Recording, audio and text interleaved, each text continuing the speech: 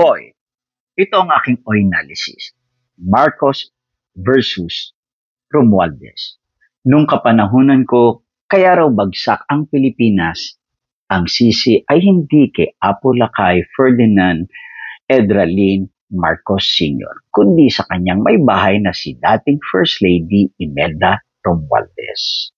Sa kapanahunan naman natin ngayon, ang sisi ay hindi kay Ferdinand Romualdez Marcos Jr., kundi sa kanyang pinsan na dating speaker na si Congressman Martin Romualdez.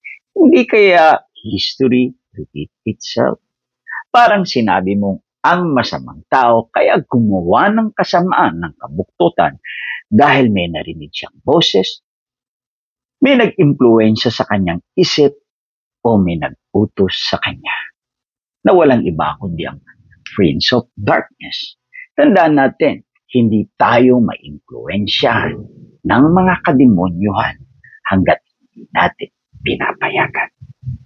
Ang mag-iimpluwensya sa atin, ang kaliwanagan para sa tamang direksyon. Hindi ko po sinasabing masama si Marcos. Ganon din si Romualdez. Ang bayan na ang humatol, ang kasaysayan na, o ikaw ang mag-judge. Oy, analysis ko to, maaring mali ako. Pero, paano kung tama ako? Dahil kung tama ang isip, tama ang silip.